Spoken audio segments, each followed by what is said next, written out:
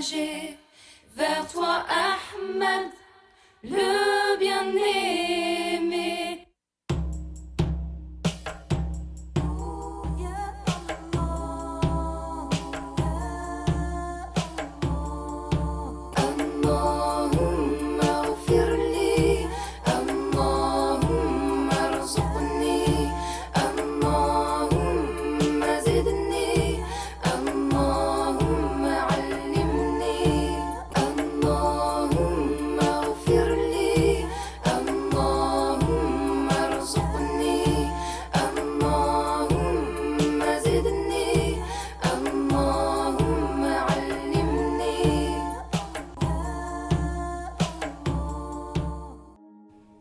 Chers auditeurs de la radio web Sawtul Asala, Assalamu alaikum wa rahmatullahi wa barakatuh. Soyez les bienvenus pour un nouvel épisode de votre émission quotidienne Allahumma allimni. En fait, c'est l'épisode numéro 5 aujourd'hui. Au nom de Dieu le clément, le miséricordieux, la louange est à Allah, celui qui est exempt de tout ce que les illusions peuvent indiquer, celui dont les attributs sont exempts d'être cernés par la raison et les compréhensions. Celui qui est attribué de la divinité avant même l'existence de toute chose. Celui qui ne s'anéantit pas et qui a les attributs pour l'éternité. Celui qui est éternel, exempt de début, exempt de toute ressemblance avec ce qui entre en existence. Celui qui a l'imminence absolue et exempt d'être inscrit dans l'espace. Celui pour qui l'analogie avec les corps et la ressemblance avec les créatures sont exclus. Celui qui a la puissance absolue et que l'on ne peut indiquer par un comment. Celui qui domine toute chose par sa puissance. On ne l'interroge pas sur ce qu'il fait. Celui qui sait tout et qui a fait descendre le Coran en tant que remède pour les âmes et les corps. Ô Allah, honore et élève davantage notre maître Muhammad, ainsi que la famille de notre maître Muhammad, tout comme tu as élevé en degré notre maître Ibrahim et la famille de notre maître Ibrahim, et accorde tes bénédictions à notre maître Muhammad et à la famille de notre maître Muhammad, tout comme tu as accordé tes bénédictions à notre maître Ibrahim et à la famille de notre maître Ibrahim. Certes, tu es celui qui mérite les louanges et qui est glorifié. Nous demandons à Allah qu'il nous fasse apprendre ce que nous ignorons et qu'il nous fasse rappeler ce que nous avons oublié et qu'il nous fasse augmenter en connaissance. Nous lui demandons qu'il nous préserve de l'état des gens de l'enfer. Nous lui demandons qu'il fasse que nos intentions soient sincères par recherche de son agrément. Amin. Alors, chers auditeurs, on a parlé les fois passées de quelques attributs qui sont obligatoires selon la raison, s'agissant de Allah subhanahu wa ta'ala. Donc, on a parlé de l'attribut de l'existence, de l'unicité, l'attribut de l'exemption de début et l'exemption de fin, l'attribut du non-besoin et l'attribut de la puissance. On a parlé aussi de l'attribut de la volonté. Alors, on a parlé de l'attribut de l'existence et on a dit, il n'y a aucun doute sur l'existence de Dieu. Il existe sans endroit, sans place, sans direction et sans comment. Il est le créateur des endroits, des directions, son existence n'en dépend pas.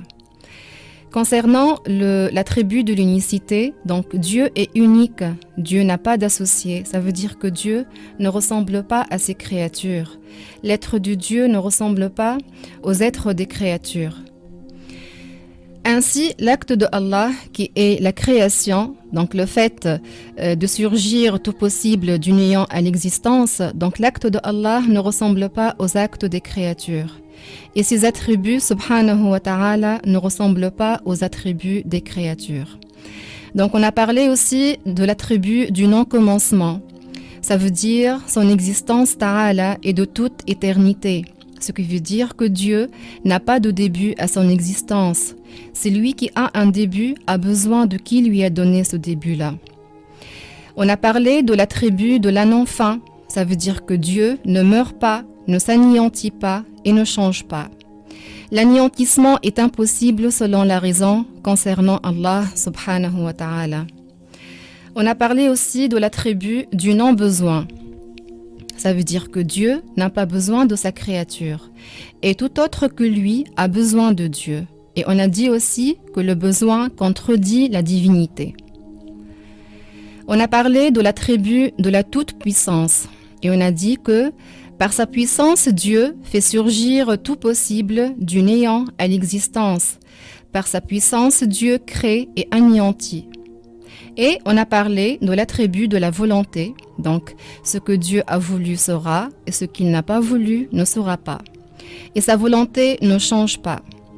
Et par sa volonté, Dieu spécifie et caractérise les créatures. Alors aujourd'hui, Inch'Allah, on va continuer de parler des autres attributs obligatoires selon la raison s'agissant de Allah subhanahu wa ta'ala. Et on va commencer par l'attribut de la science. Dieu subhanahu wa ta'ala dit dans le Coran « Innaka antal alimul hakim » ce qui signifie « il », ça veut dire les anges, dire « subhanaka », c'est-à-dire Dieu qui est exempt de toute imperfection. Nous n'avons de savoir que ce que tu nous as appris.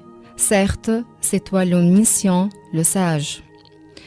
Dieu est le savant et par sa science qui est éternelle, c'est-à-dire sans commencement ni fin, il connaît toute chose dans les moindres détails avant de la créer. Et outre cela, il connaît sa réalité, ça veut dire son être, et celle de ses attributs.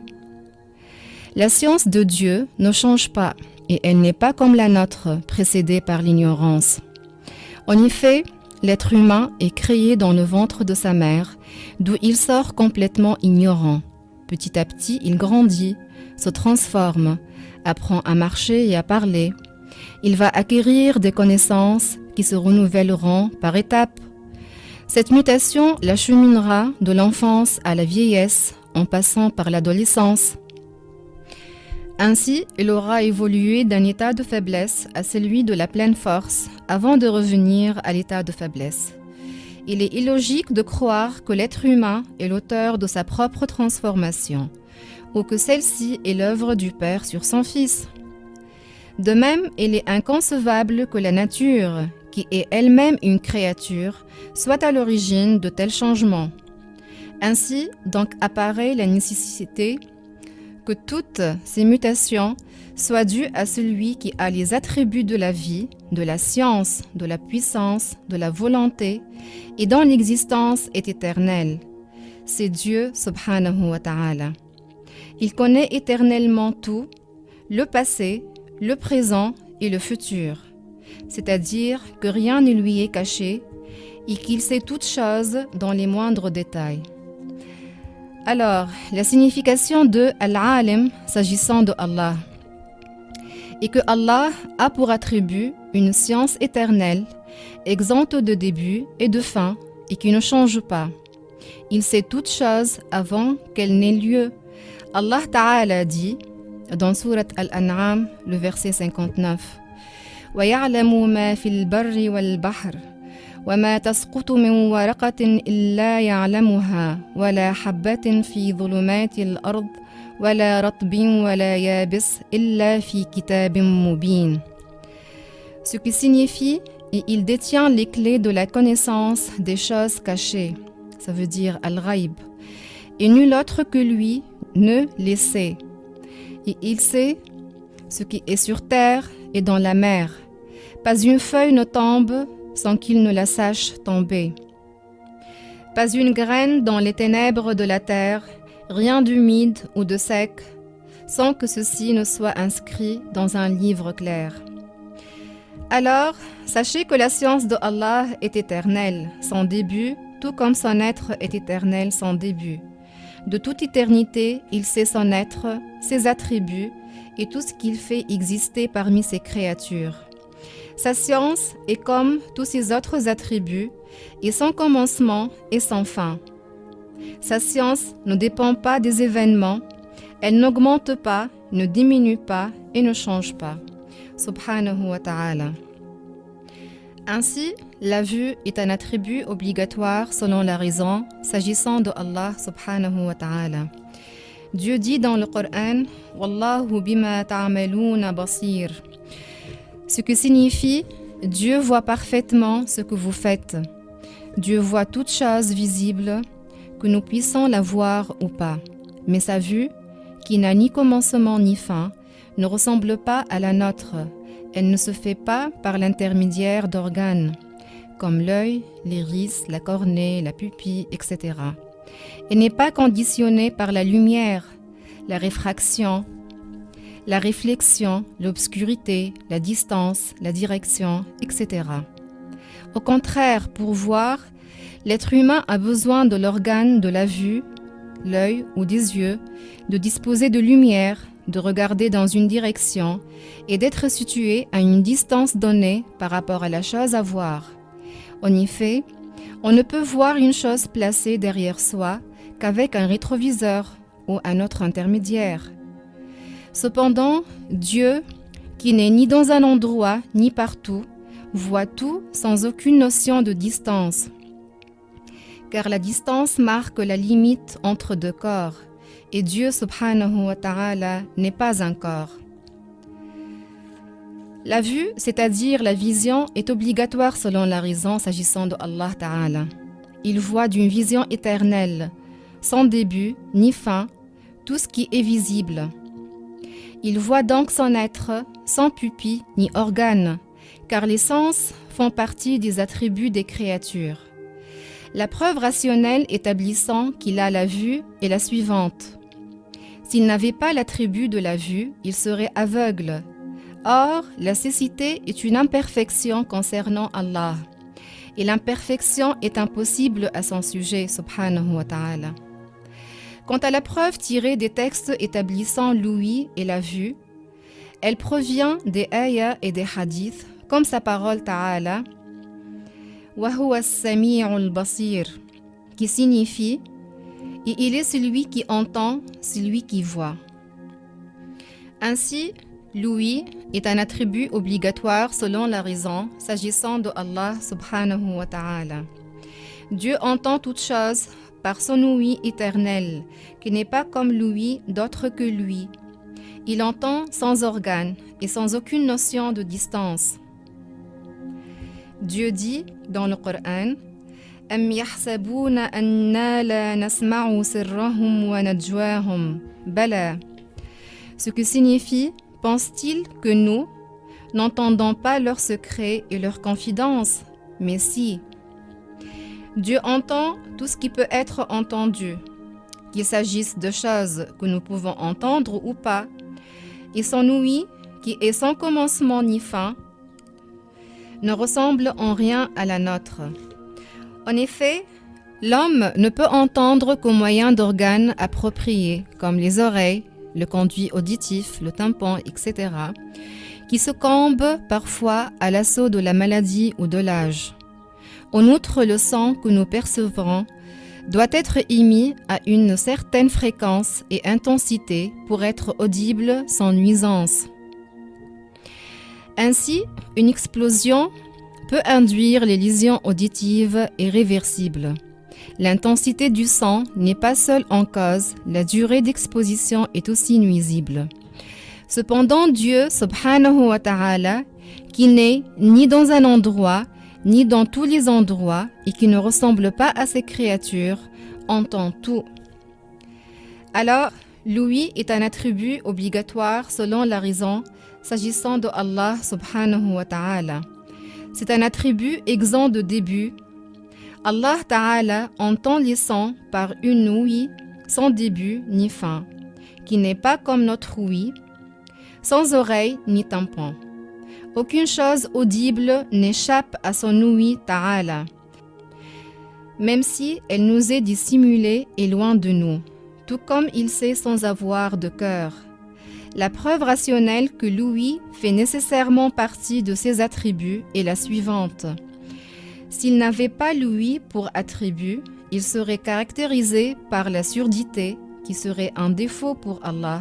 Or, l'imperfection est impossible à son sujet, subhanahu wa ta'ala. Donc, Allah ta'ala dit dans le Coran, Surat Ash-Shura, le verset 11, ليس كمثله شيء وهو السميع البصير. Ce qui signifie rien n'est tel que lui et il est celui qui entend et qui voit. Ainsi, Allah nous donne comme qualification pour lui-même que rien n'est tel que lui et qu'il entend tout et voit tout. Il exclut en premier lieu qu'il ait une ressemblance avec les choses qui entrent en existence, ça veut dire toutes les créatures, sous quelque rapport que ce soit. Puis, il s'est qualifié lui-même par le fait qu'il entende et qu'il voit. Ceci indique que l'ouïe de Allah n'a pas de ressemblance avec l'ouïe des créatures et que sa vue subhanahu wa ta'ala n'a pas de ressemblance avec la vue des créatures. Et de même, tous les attributs de Allah n'ont pas de ressemblance avec les attributs de ses créatures. Ainsi, Allah entend tout ce qui est audible sans avoir besoin d'oreilles ou d'autres organes et voit subhanahu wa ta'ala tout ce qui est visible sans avoir besoin d'œil ou de rayons lumineux. La vie ainsi est un attribut qui est obligatoire selon la raison s'agissant de Allah subhanahu wa ta'ala. Allah ta'ala dit dans le Coran wa tawakkal 'ala al-hayy alladhi la yamut, ce qui signifie et place ta confiance en le vivant. Dieu est le vivant, mais sa vie et sans commencement ni fin n'est pas conditionnée comme la nôtre par un ensemble de choses composées et indispensables telles que l'âme, la chair, les muscles, les os, le sang, la peau, etc. Dieu est le vivant qui n'a pas besoin de rien, tandis que nous, les mortels, dépendons entièrement de lui. La signification de Al-Hayy, s'agissant de Allah subhanahu wa ta'ala, est qu'il a pour attribut une vie éternelle, exempte de début et de fin, qui n'est ni d'âme, ni de chair, ni de sang. Allah ta'ala dit « Allahu la ilaha illa huwa al-hayyul qayyum » Surat Al-Baqarah, le verset 255, ce qui signifie « Allah, il n'est de Dieu que lui, le vivant, celui qui ne s'anéantit pas. » Et il dit Ta'ala, ce qui signifie « Et fie-toi au celui qui a pour attribut la vie, celui qui ne meurt pas. » Il est obligatoire selon la raison que Allah Ta'ala est l'attribut de la vie. Il est donc vivant, mais pas comme les autres êtres vivants, car sa vie est éternelle, exempte de début et de fin. Elle n'est pas d'âme ni de sang. La preuve que la vie est obligatoire s'agissant de Allah subhanahu wa ta'ala, c'est l'existence de ce monde. En effet, s'il n'était pas vivant, rien de ce monde n'existerait. Or, l'existence de ce monde est avérée par l'essence et par l'évidence, sans aucun doute. Et Allah Ta'ala parle. Donc, la parole est un attribut qui est obligatoire selon la raison, s'agissant de Allah subhanahu wa ta'ala. Allah Ta'ala dit dans le Coran « Wa kallama Allahu Musa taklima » dans Surat An-Nisa, le verset 164. Ce qui signifie « Et Allah a fait entendre à Moussa sa parole qui est son attribut ». C'est-à-dire que Dieu a l'attribut de la parole, mais comme tous ses autres attributs, elle ne ressemble pas à la nôtre et ne nécessite aucun organe phonatoire. En effet, Dieu n'est pas un corps. Et sa parole qui est de toute éternité, c'est-à-dire sans commencement ni fin, ne comporte ni lettres ni mots. Ce n'est ni une langue comme l'arabe, l'hébreu, le français, le grec, etc., ni un langage sonore ou vocal. Moïse, alayhi salatu wassalam, entendit donc cette parole sans débit de voix, sans l'intermédiaire de l'ange Gabriel, alayhi salam, et comprit ce que Dieu a voulu qu'il comprenne. Par la suite, communiqua le message reçu en s'exprimant dans la langue de son peuple qui est l'hébreu. Alors, la parole est un attribut sans début ni fin, par lequel il parle, ordonne, interdit, promet et menace. Elle n'est pas comme la parole d'autre que lui. Au contraire, elle est exempte de début, de par l'éternité, son début de son être, subhanahu wa ta'ala, et n'a pas de ressemblance avec la parole des créatures. Sa parole n'est pas un son produit par le passage de l'air ou de l'entrechoquement de corps, ni des lettres qui seraient prononcées en rabattant une lèvre ou en remuant une langue. Sa parole ta'ala, qui lui est propre, n'est pas une parole composée de lettres se succédant les unes aux autres comme notre parole à nous. Si l'un d'entre nous récite la parole de Allah, sa récitation est faite de lettres et de sons et n'est pas sans commencement. Ce détail a par ailleurs été rapporté de Abu Hanifa, que Allah l'agrée, lui qui fait partie des gens du Salaf puisqu'il a vécu une partie des 100 premières années et qu'il est décédé en l'an 150 de l'Hégire. Il a dit « Et Allah parle sans organes ni lettres, alors que nous parlons avec des organes et des lettres. Que l'on comprenne alors bien cela. » D'autre part, le terme « Qur'an » a deux usages. Il est employé d'une part pour désigner les termes révélés à Muhammad sallallahu alayhi wa sallam et d'autre part pour désigner la parole propre à l'être de Allah, exempte de début, qui n'est ni lettre, ni son, ni langue arabe, ni aucune autre langue. Si on fait référence par le nom Qur'an à la parole propre à l'être de Allah, elle est sans début, sans lettre, ni son. Si on fait référence par le nom Qur'an et par les noms des autres livres célestes aux termes révélés, alors certains sont en hébreu et d'autres en araméen, assyrianiya. Ces langues, ainsi que les autres langues, n'existent pas de toute éternité. Allah Ta'ala a créé les langues, leur existence a un commencement, alors que Allah Ta'ala existe avant toute chose. Il parle de toute éternité, alors qu'elle n'existe pas de toute éternité. Il est ainsi sans changement après leur existence. Sa parole, qui est son attribut, est donc exempte de début et de fin. C'est une parole unique. Tous ces livres révélés sont des expressions de la parole propre à l'être de Allah, exempte de début et de fin. En outre, le fait que l'expression ait un début n'implique pas nécessairement que ce qu'elle indique ait aussi un début. Ne vois-tu pas que si nous écrivons sur un tableau ou un mur le terme Allah en arabe ou en français et que nous disons que ceci est Allah, cela signifie-t-il que les formes de ces lettres tracées sont lettres de Allah? Non. Quelqu'un de sensé n'ira pas croire une chose pareille. On en comprend seulement que ces lettres désignent le Dieu qui existe, qui est adoré et créateur de toutes choses.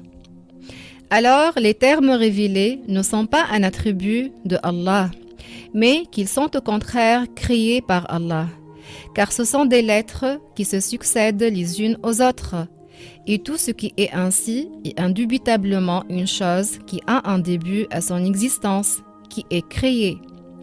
Toutefois, ils ne sont l'œuvre ni d'un ange, ni d'un être humain. Ce sont des expressions de la parole propre à l'être de Allah subhanahu wa ta'ala, parole dont on ne dit pas qu'elle est arabe, ni qu'elle est hébraïque, ni qu'elle est araméenne. On emploie pour tout cela l'expression « la parole de Allah », c'est-à-dire que l'attribut de la parole confirmée pour Allah, on dit que c'est la parole de Allah, « kalamullah », et les termes révélés qui en sont une expression, on dit aussi qu'ils sont la parole de Allah. Pour faire un rapprochement d'idées, comme cela avait été mentionné précédemment, le mot Allah, qu'il soit écrit en arabe ou en français, est une expression se référant à un être sans début ni fin. Lorsque nous disons « nous adorons Allah », c'est de cet être dont nous parlons. Si on écrit ce mot et que quelqu'un demande « qu'est-ce que c'est ?», on répond « Allah », dans le sens que ces lettres désignent cet être sans début ni fin. et non que ces lettres seraient elles-mêmes l'être que nous adorons. Wallahu ta'ala a'lamu wa ahkam. Chers auditeurs, chères auditrices, c'est la fin de notre épisode pour aujourd'hui. Je vous donne rendez-vous, si Dieu le veut, demain à la même heure et je vous souhaite une bonne écoute sur les ondes de la radio web Sawtul Asala. Alors, restez-y branchés. Wassalamu alaikum wa rahmatullahi wa barakatuh.